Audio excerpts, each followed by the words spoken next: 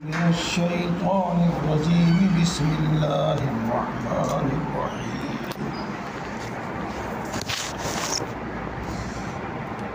ولا يحزنك الذين يسارعون في الكفر إنهم لن يضروا الله شيئا يريد الله ألا يجعل لهم حظا في الآخرة وَلَهُمْ عَذَابٌ عَظِيمٌ إِنَّ الَّذِينَ اشْتَرَوُا الْكُفْرَ بِالْإِيمَانِ لَنْ يَضُرُّوا اللَّهَ شَيْئًا وَلَهُمْ عَذَابٌ أَلِيمٌ وَلَا يَحْسَبَنَّ الَّذِينَ كَفَرُوا أَنَّمَا نُمْلِي لَهُمْ خَيْرٌ لِأَنفُسِهِمْ إِنَّمَا نُمْلِي لَهُمْ لِيَزْدَادُوا إِثْمًا وَلَهُمْ عَذَابٌ مُهِينٌ صدق اللہ العظیم۔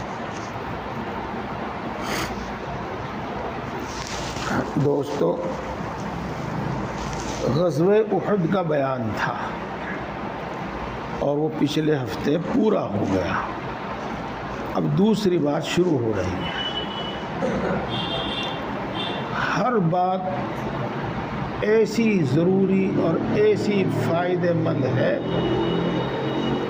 کہ ان کو سننے اور سمجھنے کے بعد ایسا معلوم ہوتا ہے کہ یہ آیتیں اسی وقت کے لیے نازل ہوئی اور ہمارے ہی لیے نازل ہوئی، انہی حالات کے لیے نازل ہوئی۔ اس میں سے ایک بات میں لوٹاتا ہوں اور دل بہت قوت کے ساتھ، بڑی مضبوطی کے ساتھ یہ بات کہنے کو چاہتا ہے کہ آپ حضرات اور ہم سب لوگ کسی بھی خوف میں مبتلا نہ ہوں، کسی بھی نا امیدی کے شکار نہ ہوں۔ ہم جو دیکھ رہے ہیں میڈیا میں وہ خبریں آتی ہیں، کچھ لوگ، کچھ میڈیا ایسے ہیں وہی خبریں دیتے ہیں جن سے ہماری ہمت ٹوٹ جاوے، ہمارے حوصلے ٹوٹ جاوے، ہم خوف میں مبتلا ہو جاویں، نا امیدی میں مبتلا ہو جاویں، اپنے دین سے، اپنی قوم سے، اپنے رہبروں سے بدگمانی میں مبتلا ہو جاویں۔ وہ ایسی ہی خبریں سناتے ہیں، جبکہ ہم یہ دیکھتے ہیں اگر غور کیا جاوے، یاد رکھا جاوے کہ ایسی اچھی خبریں بھی موجود ہیں جن سے حوصلہ بلند ہوتا ہے، امیدیں وابستہ ہوتی ہیں، لیکن کچھ میڈیا ہے تو وہ تو الٹی بات، جس کو منفی بات ہی بیان کرتے ہیں۔ اس لیے خوف زدہ ہونے کی کوئی ضرورت نہیں ہے۔ اور دوسری بات یہ بتائی تھی میں نے شاید نہیں بتائی، آج بتا دوں۔ ہمیشہ سے لوگ افواہیں پھیلاتے ہیں، ان افواہوں کے پھیلانے کا منشا بھی خوف زدہ کرنا اور نا امید کرنا ہی ہوتا ہے، حوصلے توڑنا ہی ہوتا ہے۔ تو دیکھو، یہی بات اللہ رب العزت نے اس آیت شریفہ میں بیان فرمائی ہے جو پچھلے ہفتے میں نے پڑھی تھی، آج پھر پڑھتا ہوں اس کو۔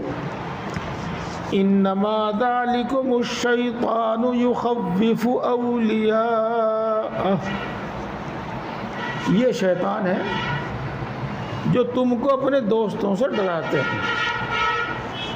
پورا پچھلا قصہ آپ کو یاد آ گیا ہوگا۔ فلا تخافوہم، تم ان سے مت ڈرو، وخافونی، اور مجھ سے ڈرو۔ مجھ سے ڈرنے کا کیا مطلب؟ میرے احکام کی خلاف ورزی نہ کرو، میرے حکموں کی خلاف ورزی نہ کرو۔ ان کنتم مؤمنین، اگر تم سچے مومن ہو۔ اگلی آیت ہے، اور وہ بھی بہت سوچنے کی، یاد رکھنے کی، غور کرنے کی۔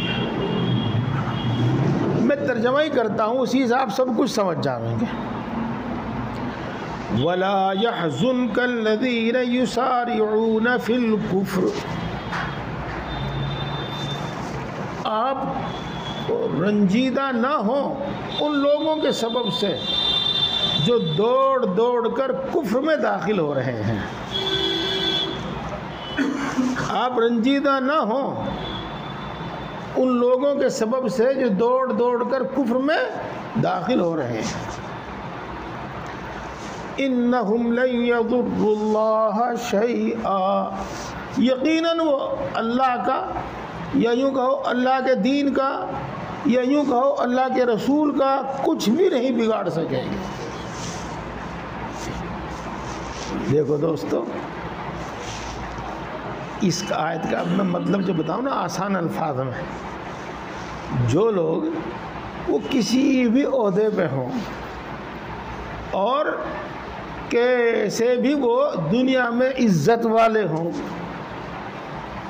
اگر وہ اسلام چھوڑ کر کفر میں داخل ہوتے ہیں تو اس سے آپ کو رنجیدہ ہونے کی کوئی ضرورت نہیں، شرمندہ ہونے کی کوئی ضرورت نہیں، افسوس کرنے کی کوئی ضرورت نہیں. ہاں، کیوں؟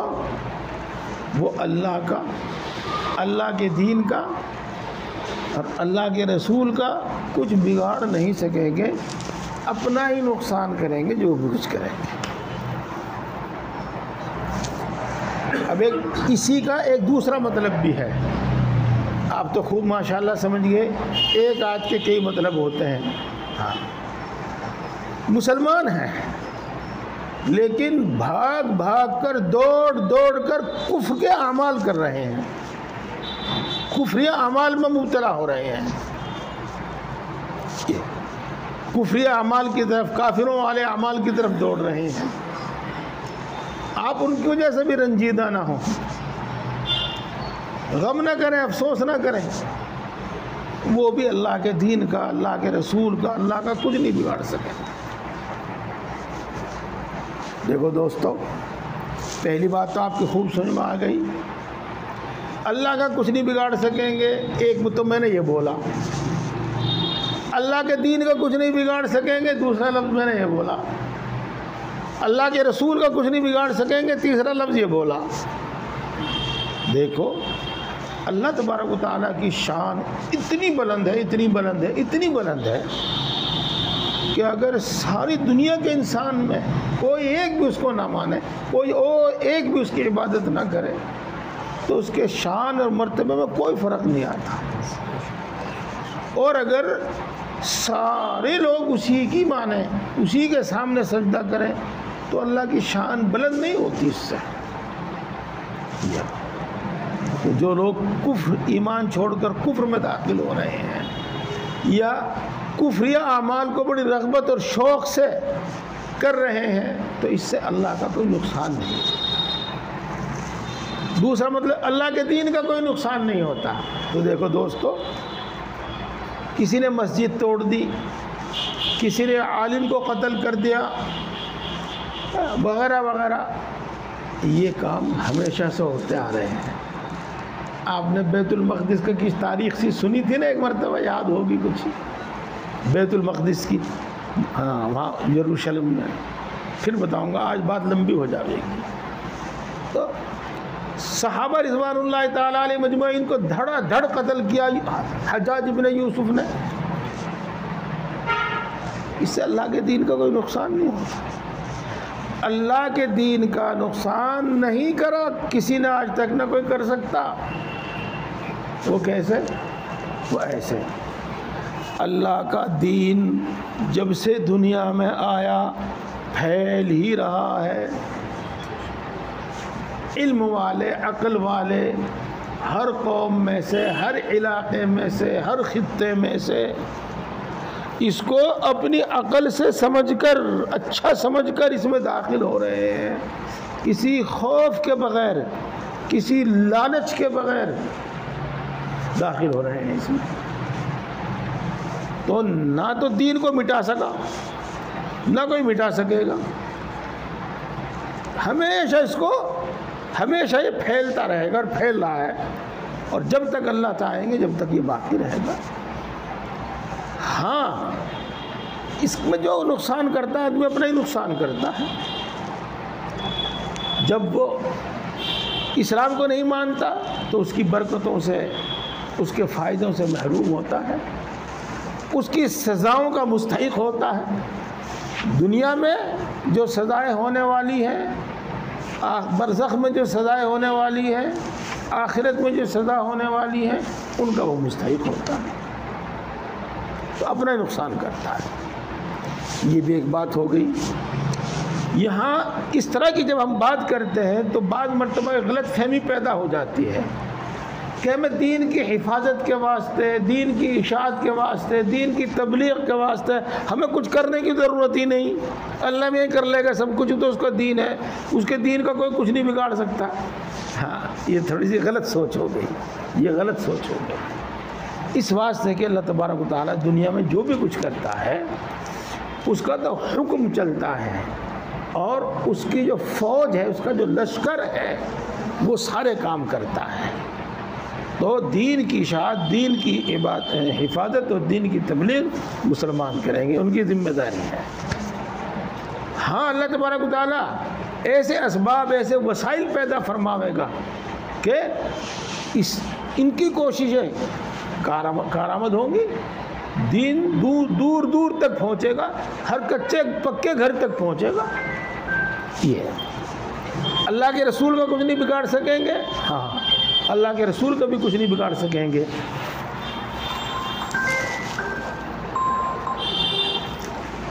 اس واسطے کہ اللہ کے رسول صلی اللہ علیہ وسلم کو لوگوں نے قتل کرنے کی بھرپور سازشیں کی، بھرپور کوششیں کی، نہیں کامیاب ہوئے۔ اللہ کے رسول صلی اللہ علیہ وسلم کو دین کی تبلیغ سے، اشاعت سے روکنے کی بھرپور کوششیں کی، جو ان کے بس میں تھا، جو کر سکتے تھے وہ سب کچھ کیا، لیکن اللہ کے رسول صلی اللہ علیہ وسلم ہمیشہ تبلیغ کرتے رہے۔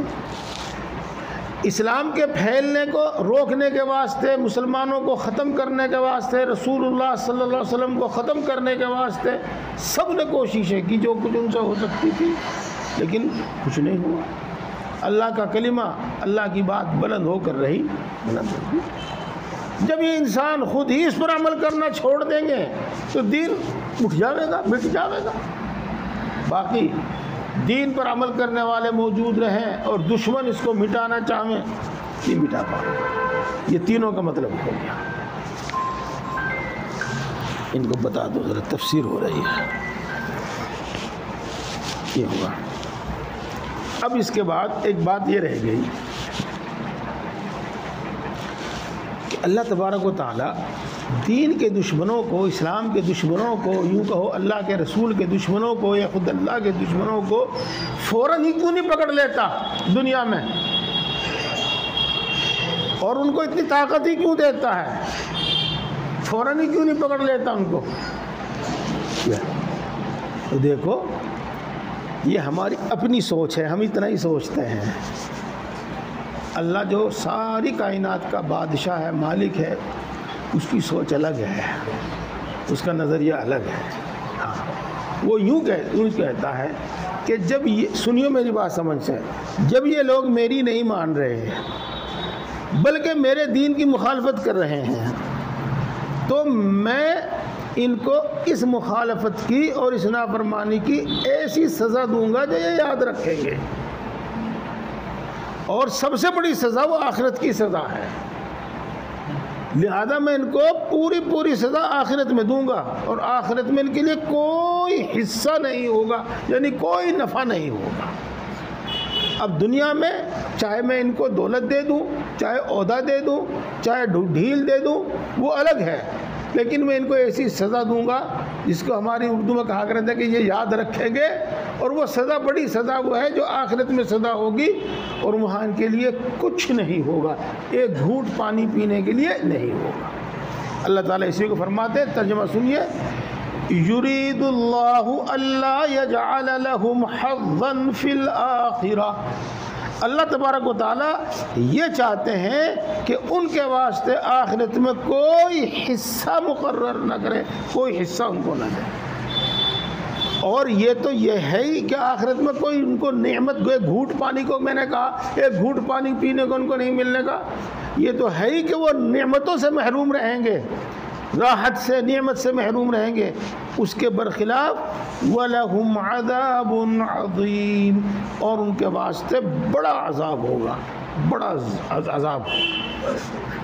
اس لیے دنیا میں ان کو وہ سزا نہیں دیتا، ڈھیل دیتا ہے۔ آگے آ رہا ہے آیت شریفہ، اس واسطے نہ اپنے اوپر جب تکلیفیں، مصیبتیں، مشکلیں آویں اس سے اپنے آپ کو بد نصیب سمجھو، نہ یوں سمجھو کہ یہ ہماری دین پر عمل کرنے کی وجہ سے، مسلمان ہونے کی وجہ سے ایسا ہو رہا ہے، ایسا مت سمجھو۔ نہ ان کو خوش نصیب سمجھو، نہ یہ سمجھو کہ ان کا نظام زندگی، ان کا مذہب بہت اچھا ہے، بہت پیارا ہے، اس لیے ان کو یہ سب کچھ مل رہا ہے۔ ایسا نہیں ہے، ایسا نہیں ہے، بلکہ ایسا ہے اس لیے ہے اللہ ان کو دنیا میں ڈھیل دے رہا ہے اور آخرت میں ان کے لیے کوئی حصہ نہیں ہے۔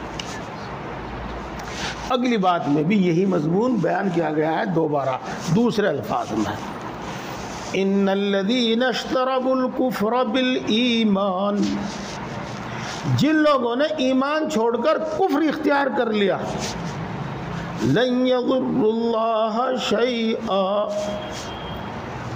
وہ اللہ تبارک و تعالیٰ کا کوئی نقصان نہیں کر سکیں گے۔ یہاں بھی وہی تین باتیں ہیں، اللہ کا نقصان، اللہ کے دین کا نقصان، اللہ کے رسول کا نقصان کچھ نہیں کر سکیں گے۔ وَلَهُمْ عَذَابٌ أَلِيمٌ، اور ان کے واسطے دردناک عذاب ہوگا۔ یہ بات میں نے چونکہ سمجھا دی، آپ کی سمجھ میں بھی آ گئی۔ ایک بات کی طرف توجہ دلاؤں گا میں آپ کو، آپ کی خاص طور سے علماء کرام جہاں تشریف فرما ہے وہ دھیان دے، چونکہ وہ جلدی سمجھ جائیں گے میری بات کو۔ اوپر کی آیت جو تھی کہ اللہ تعالیٰ یہ چاہتا ہے کہ آخرت میں ان کے لیے کوئی حصہ مقرر نہ کرے، ان کو کچھ بھی نہ دے، وہاں تو آخرت کا ذکر آ گیا تھا۔ اور وَلَهُمْ عَذَابٌ عَظِيمٌ کو بھی اسی سے جوڑ کر دیکھیں گے اور یوں سمجھیں گے کہ عذاب عظیم ان کے لیے آخرت میں ہی ہوگا۔ کہ اگلی آیت شریفہ میں اللہ تبارک و تعالیٰ نے آخرت کی بھی قید نہیں لگائی، اس لیے ان کے واسطے دردناک عذاب ہوگا، اور وہ دنیا ہی سے شروع ہو جاتا ہے، وہ دنیا ہی سے شروع ہو جاتا ہے۔ یہ دنیا کی، برزخ کی، آخرت کی ایک تقسیم ہے، لیکن اس کا کوئی ایسی خاص حاصل نہیں ہے، اس لیے کہ انسان کی زندگی مسلسل زندگی ہے۔ یہ دنیا سے آخرت، برزخ میں منتقل ہو جاوے گا، برزخ سے آخرت میں منتقل ہو جاوے گا، اور نیک اعمال کا ثواب، ایمان کا ثواب یہیں سے شروع ہو جاوے گا اور جنت میں داخل ہونے تک ملتا رہے گا، اور جنت میں داخل ہونے کے بعد پھر ہمیشہ ہمیشہ ملے گا۔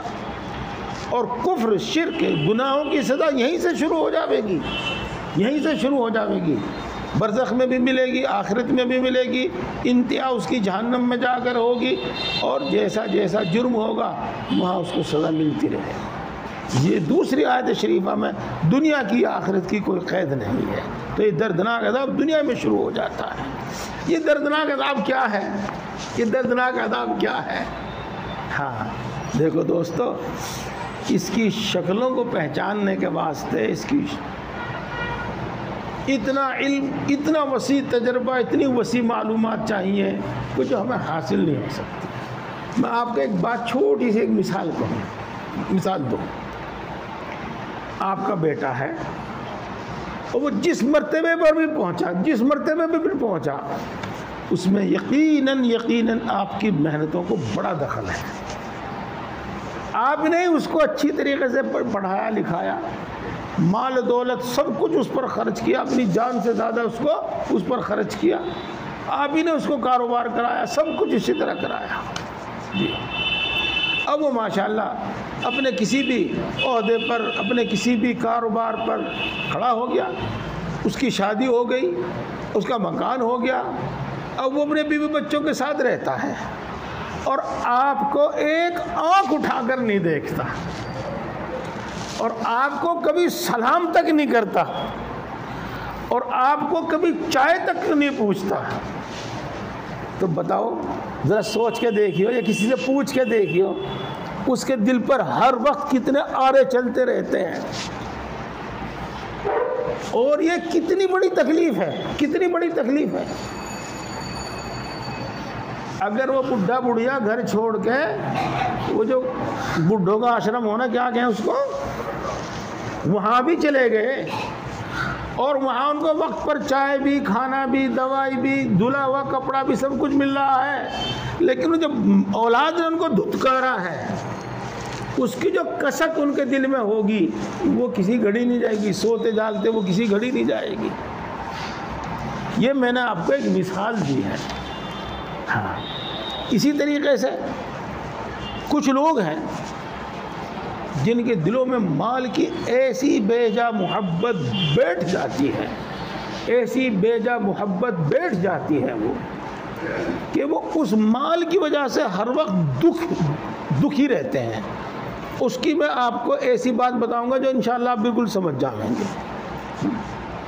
مال کی بے جا محبت ہے، بڈھا ہو گیا لیکن اولاد کو دیتا ہی نہیں، بانٹ کے اولاد کو کچھ دیتا ہی نہیں۔ اب ظاہر بات ہے کہ جب اولاد کو کچھ نہیں ملے گا باپ میں اور اولاد میں کشمکش شروع ہو جائے گی۔ مال کی اتنی محبت ہے کہ جہاں ذرا سا کم ہوتا نظر آیا بس وہ بے چین ہو گیا، اس کی نیند اڑ گئی، بھوک اڑ گئی، ہر وقت وہی ایک ذکر، ہر وقت وہی ایک مشغلہ۔ بعض مرتبہ مال کو بڑھانے کے واسطے ہی ہر وقت اتنا بے چین رہتا ہے، ہر وقت اتنا بے چین رہتا ہے کہ کسی گھڑی اس کو چین نہیں ملتا۔ تو یہ ایک عذاب ہی تو ہے، اور کیا ہے؟ یہ تو وہ عذاب ہیں جن کو کوئی محسوس کوئی محسوس کرے گا، یہ تو وہ عذاب ہیں۔ اور یہ دوسری تکلیفیں ہیں، دوسری سزائیں ہیں، وہ الگ ہیں۔ انشاءاللہ آگے بھی آئے گا، پیچھے بھی میں بتا چکا ہوں۔ اور ایک مثال، بڑی اچھی مثال ہے وہ، جی ہاں، کوئی استاد، کوئی حاکم، کوئی دشمن کسی کے 2-4 تھپڑ مارے اور یوں کہے کہ 2-4 گھنٹے آج ہی دھوپ میں کھڑا رہو، کتنی تکلیف ہوگی اس کو، جی۔ اور ایک وہ ٹریفک پولیس جو چوراہے پر دھوپ میں 8 گھنٹے 6 گھنٹے کھڑی رہتی ہے، کھڑا رہتا ہے، پسینہ پسین رہتا ہے، ادھر سے ادھر سے ادھر سے، ہر وقت کبھی 1 منٹ وہ غفلت میں نہیں ہوتا، وہ بھی دھوپ میں کھڑا، لیکن وہ خوش ہے۔ آج اس کو وہاں سے اس کی ڈیوٹی، اسے کیا کہتے ہیں، سسپینڈ کر دیا جاوے اور وہ یہاں نہ آوے تو جب اسے دکھ ہوگا۔ یہ مثال ہے، اور جو کی تو بالکل صحیح ہے۔ مومنوں کو جو دنیا میں تکلیف ہوتی ہے اس سے ایمان میں مضبوط کرنا مقصود ہوتا ہے، کوئی علم دینا مقصود ہوتا ہے، اخلاق میں مضبوط کرنا مقصود ہوتا ہے، تو یہ اس کے واسطے اس کی ٹریننگ کا ایک حصہ ہے۔ اور یہ ٹریننگ موت تک جاری رہتی ہے، یاد رکھنا، موت تک جاری رہتی ہے، بلکہ عین روح نکلنے کے وقت تک جاری رہتی ہے۔ کیا کہہ دیا میں نے؟ جی صحیح کہا میں نے، عین روح نکلتے وقت تک جاری رہتی ہے۔ اس واسطے کہ احادیث سے بھی معلوم ہوتا ہے کہ بعض مرتبہ اللہ تبارک و تعالی کسی گناہ کی سزا روح نکلنے کے وقت اسی لیے دے دیتا ہے تاکہ بعد میں پھر قبر میں اور حشر میں کوئی سزا اس کو نہ ہو۔ میرے شیخ حضرت مولانا مسیح اللہ خان صاحب جلال آبادی نور اللہ مرقدہ کئی قصے سنایا کرتے تھے، لیکن تفسیر میں قصے نہیں سناتا۔ یہ ہے، یہ مضمون اب آگے سنیے گا۔ وَلَا يَحْسَبَنَّ الَّذِينَ كَفَرُوا أَنَّمَا نُمْلِي لَهُمْ خَيْرٌ لِأَنفُسِهِمْ، جو لوگ کفر میں مبتلا ہیں وہ ہرگز یہ گمان نہ کریں کہ ہم نے ان کو یہ جو ڈھیل دی ہے یہ ان کے حق میں بہتر ہے۔ جو لوگ کفر میں مبتلا ہیں وہ ہرگز یہ گمان نہ کریں کہ ہم نے ان کو جو ڈھیل دے رکھی ہے یہ ڈھیل ان کے حق میں بہتر ہے۔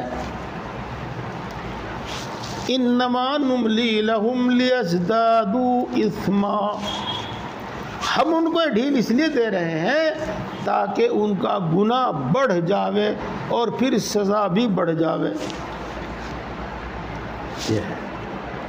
یہ انسانی کچھ فطرت ہے، یہ انسانی کچھ فطرت ہے، ہمیں شکر ہے۔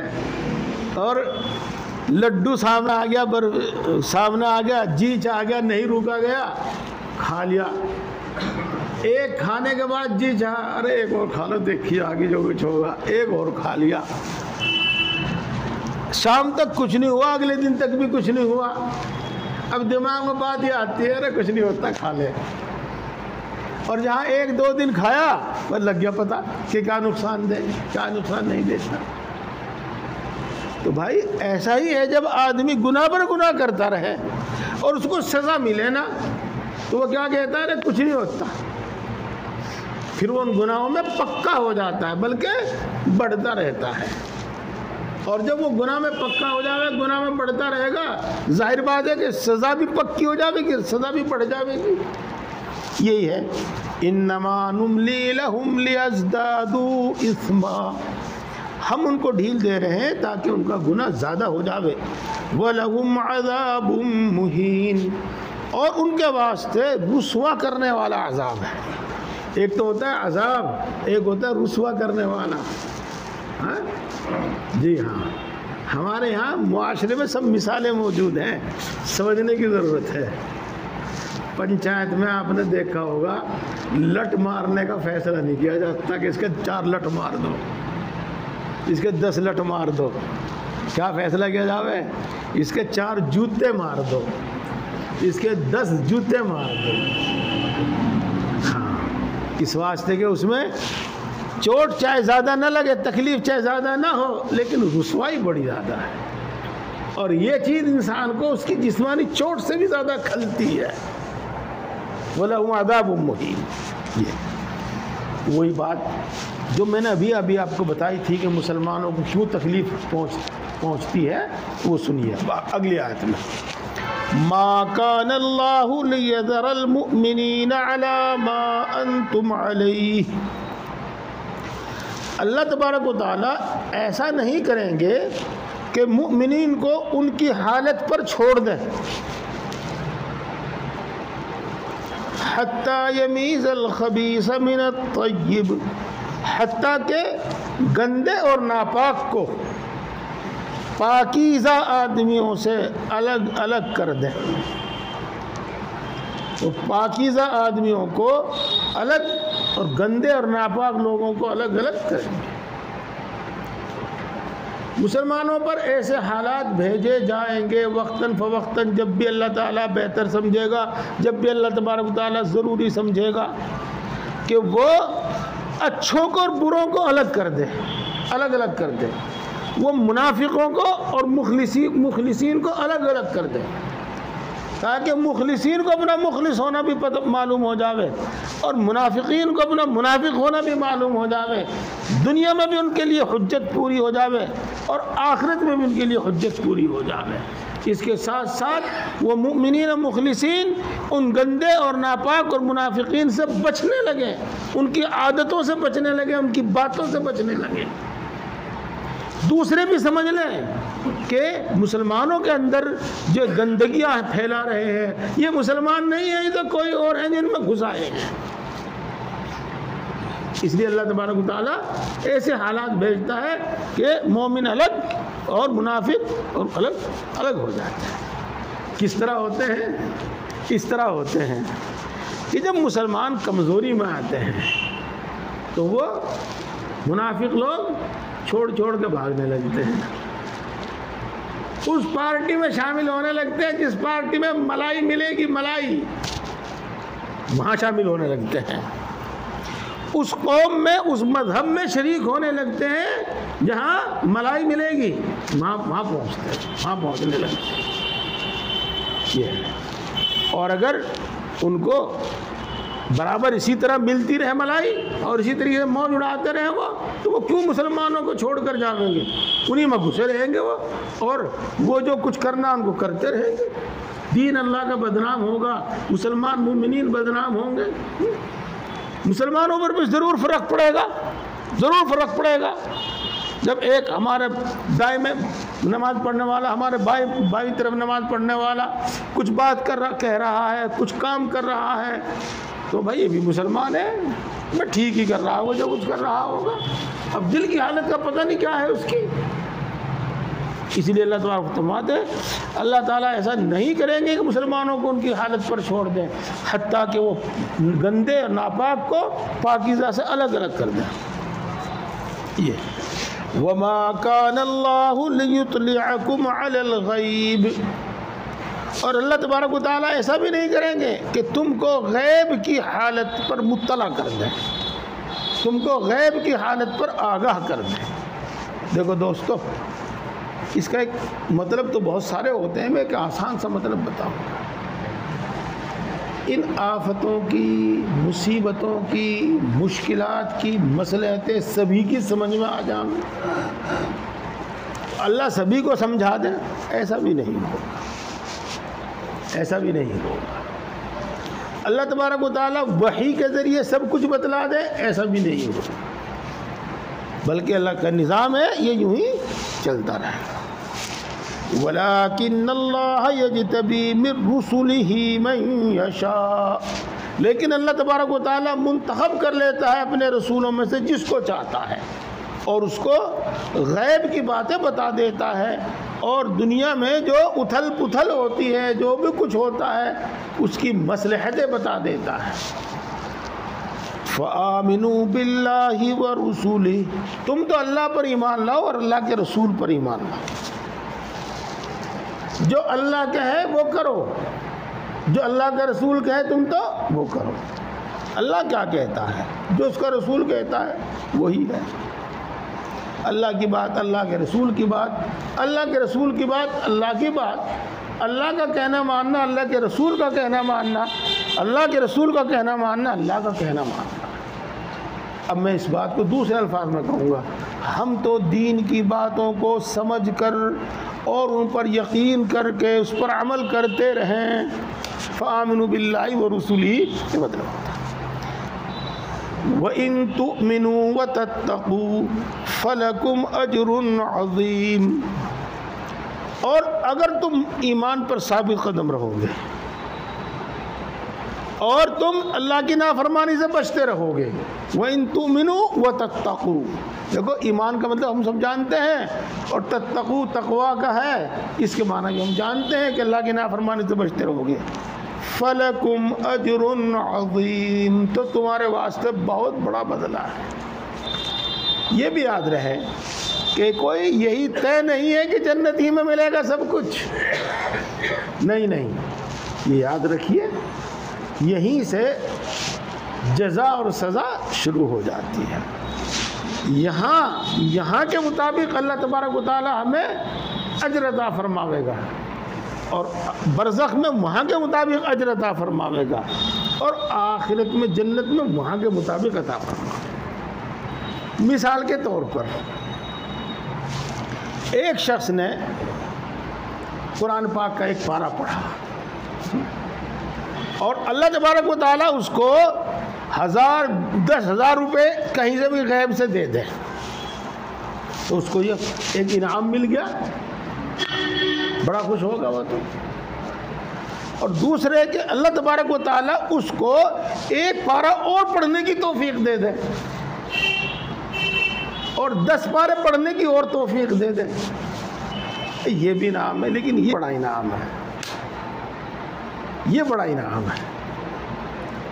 اللہ تبارک و تعالیٰ ایمان میں ترقی دیتا رہے، عمل میں ترقی دیتا رہے، تقوی کے اندر ترقی دیتا رہے، توکل میں، اخلاص میں ترقی دیتا رہے، تو یہ بڑا انعام ہے۔ یہ یہیں سے شروع ہو جاتا ہے، چونکہ آگے جو بھی کچھ ملے گا وہ سب انہی پر ملے گا۔ اللہ تعالی ہم سب کو دین کی صحیح سمجھ اور عمل کی توفیق عطا فرماوے۔ جو یہاں بتایا گیا ہے بس وَإِن تَتَّقُوا وَتُؤْمِنُوا، ایمان پر ثابت قدم رہو اور اللہ کی نافرمانی سے بچتے رہو، بس تمہارے لیے پھر اجر عظیم ہے۔ الحمدللہ رب العالمین۔